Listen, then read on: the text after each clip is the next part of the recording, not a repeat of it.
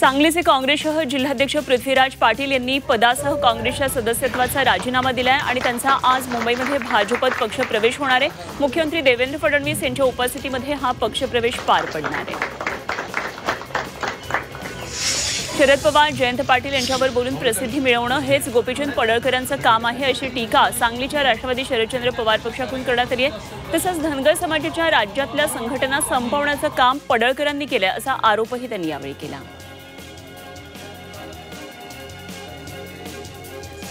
रायगडमध्ये गणेशोत्सवाच्या पार्श्वभूमीवर जिल्हास्तरीय शांतता कमिटीची बैठक पार पडली। गणेशोत्सव शांततेत पार पडावा तसंच भक्तांना आवश्यक त्या सुविधा मिळाव्यात यासाठी सर्व यंत्रणांनी सतर्क राहण्याच्या सूचना यावेळी जिल्हाधिकाऱ्यांनी दिलेल्या आहेत। सुरक्षा व्यवस्थेचाही आढावा घेतला। राज्यात 2023 मध्ये उन्हाळी कांद्याच्या दरात मोठी पडझड झालेली होती आणि त्यानंतर शेतकऱ्यांना प्रति क्विंटल ठराविक अनुदान देण्याचं जाहीर केलेलं होतं। या योजनेतल्या काही अर्जही प्रलंबित होते। अशा शेतकऱ्यांना 28 कोटींचा निधी मंजूर करण्यात आला आहे।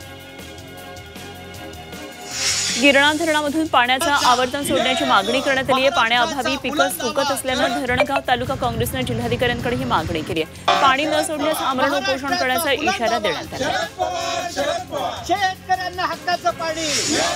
नागपूरमध्ये सकाळी 8 ते रात्री 10 या कालावधीमध्ये खासगी बसेसच्या पिकअप ड्रॉपला बंदी घालण्यात आली आहे। अधिकृत पार्किंग आणि पिकअप करता निर्धारित जागा नसल्यानं वाहतूक कोंडी टाळण्यासाठी हा निर्णय घेण्यात आला आहे। 13 ऑगस्ट ते 12 सप्टेंबर या कालावधीमध्ये हे निर्देश लागू असणार आहेत।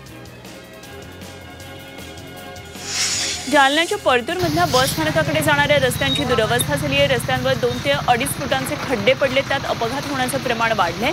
नागरिकांनी रस्ता दुरुस्तीची मागणी केली आहे। ईडीनं 2 शेअर दलालांची 4 वाहनं 1,51,00,000 रुपयांच्या घड्याळांसह 15 लाख रुपये रोख जप्त केलेत। कथित गैरव्यवहाराची कागदपत्र आणि तब्बल 40 कंपन्यांचे चेकबुक सुद्धा जप्त करण्यात आलेत। परदेशी विनिमय चलन कायद्याचा भंग केल्यानं ही कारवाई करण्यात आली आहे। येस बँक घोटाळ्याची सीबीआयकडून चौकशी सुरू आहे। या तपासातल्या ऑडिट रिपोर्टमध्ये कर्ज वाटपातल्या गंभीर त्रुटी समोर आलेल्या आहेत। या अहवालामध्ये फंड राऊंड ट्रिपिंगचा संशय व्यक्त करण्यात आला आहे। बदलापूर एमआयडीसीमध्ये वायुगळती पाहायला मिळते। कात्रप, आपटेवाडी, शिरगाव परिसरामध्ये हवेत रासायनिक वायूमुळे हवा प्रदूषित झाली आहे आणि या वायूमुळे अनेकांना श्वास घ्यायला त्रास होतो आहे। नागरिकांनी प्रदूषण करणाऱ्या कंपन्यांवर कारवाई करावी अशी मागणी केलेली आहे।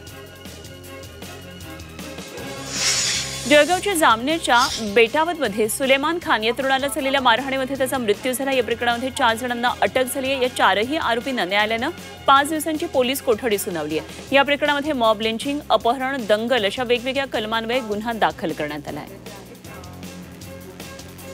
जळगावच्या भडगावमधल्या गुढे गावामध्ये शहीद जवान स्वप्नील पाटील यांच्यावर शासकीय इतमामामध्ये अंत्यसंस्कार करण्यात आले। भारत बांगलादेश सीमेवर कर्तव्य बजावत असताना विजेचा शॉक लागल्यानं त्यांचा मृत्यू झाला होता।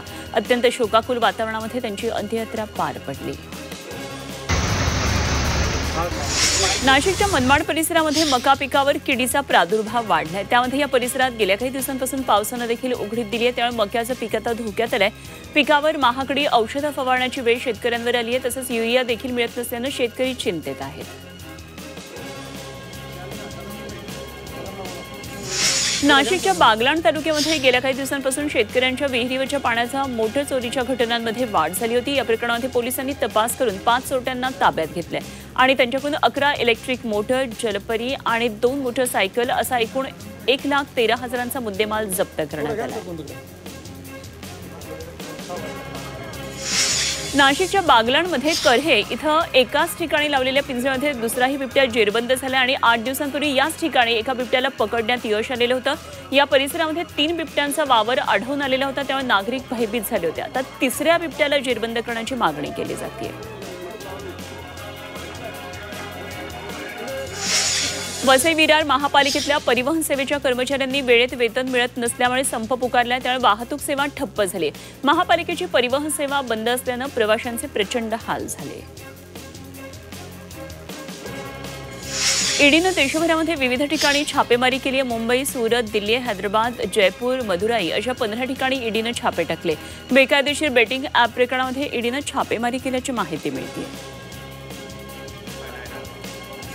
मुंबई नागपूर हायस्पीड रेल्वेचा प्रस्ताव पुन्हा एकदा चर्चेत आलाय। नागपूरमध्ये एका कार्यक्रमात मुख्यमंत्री देवेंद्र फडणवीस यांनी समृद्धी महामार्गालगत या हायस्पीड रेल्वेच्या प्रकल्पावर महत्त्वपूर्ण भाष्य केलंय। त्यामुळे हा मेगा प्रोजेक्ट पुन्हा एकदा सरकारच्या अजेंड्यावर येण्याचे संकेत मिळतात।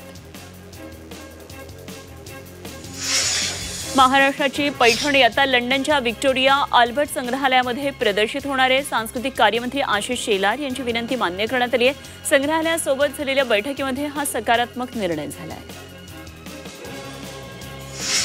आता उशिरानं आयकर रिटर्न भरणाऱ्यांना सुद्धा टॅक्स रिफंड मिळणार आहे। त्यामुळे विविध कारणांनी उशिरा ITR फाईल करणाऱ्यांना हा एक मोठा दिलासा मिळाला आहे। अर्थमंत्री निर्मला सीतारामन यांनी लोकसभेमध्ये सादर केलेल्या नव्या आयकर विधेयक 2025 मध्ये सामान्य करदात्यांसाठी महत्त्वाची तरतूद करण्यात आली आहे। बचत खात्यातील किमान शिल्लकीची मर्यादा ठरवण्याचं स्वातंत्र्य हे पूर्णपणे बँकांनाच असून हा मुद्दा नियामकांच्या कक्षेमध्ये येत नाही, असं स्पष्ट प्रतिपादन रिझर्व्ह बँकेचे गव्हर्नर संजय मल्होत्रा यांनी केलं आहे।